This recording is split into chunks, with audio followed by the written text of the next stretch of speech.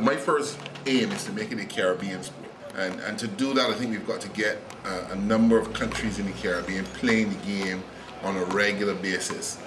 It is the only game that I know of that was actually started in Barbados. I don't know if there's a single person that invented it. I do know, even if I wouldn't say that he invented it, we accrue a lot of credit to Lance Bino for his contribution to the development of the sport.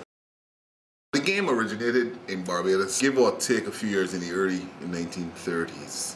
Around the Bridgetown area, that is where it originated. As a matter of fact, road tennis would have died a long time ago had it not been for the love of the game by these people in St. Michael. You had a number of impoverished people who would have seen games such as lawn tennis and so on being played and were just unable to afford the equipment and the facilities to play lawn tennis. And what the young boys did is that they took the scoring system of table tennis, they took the lawn tennis ball, they removed the skin, the fur covering from the lawn tennis ball, and they painted the table tennis court on the surface of the road, and that is how road tennis was born. This is why road tennis really sprung off, because you would draw a court in front of someone's house. The guys would just take grass or chalk or anything and mark out two equal halves in the road. We used to paint the court green back in the old days. White lines and green body, just like a lawn tennis court. The courts were varied in size.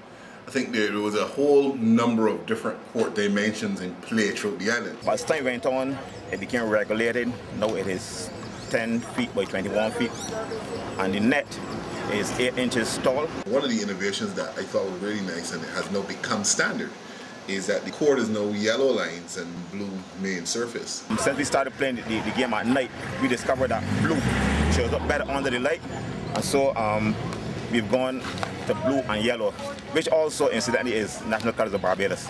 There's a chap, there's a little bowler called Malcolm Marshall who bestrides the cricketing world like a colossus. He is probably the greatest bowler we ever produced in the Caribbean and possibly the greatest in the world ever. And he was an ardent fan of road tennis. Whenever he came back from a tour, shattering Aussie stumps and so on, he'd always come straight into the local neighborhood and play road tennis.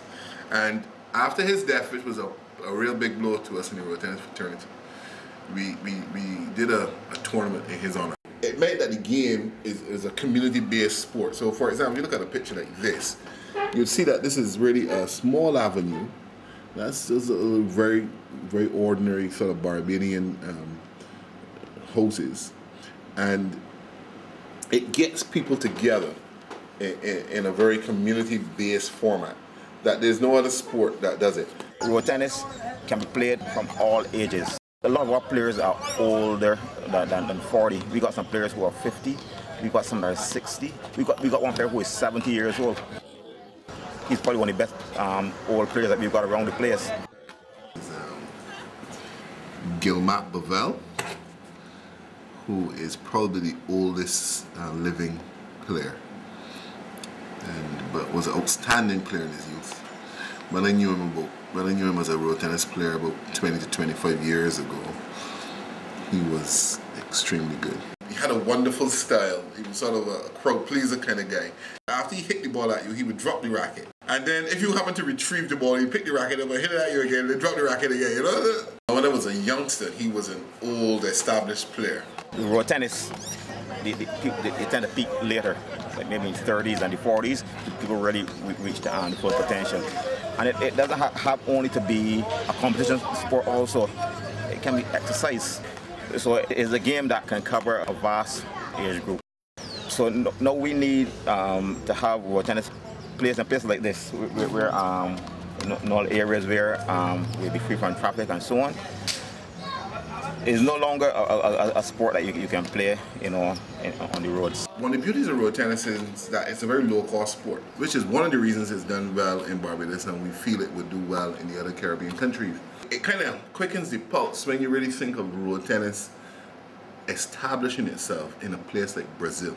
And places like that, like China and so on, I think road tennis, once introduced and understood, can be a phenomenal success. It can be a more money-making thing than lawn tennis or table tennis. the smallest kid in the most remote part of this world probably recognizes the name Bob Marley. As a West Indian, you have to stand back and say, well, here's this guy that has just exported our Caribbean culture worldwide.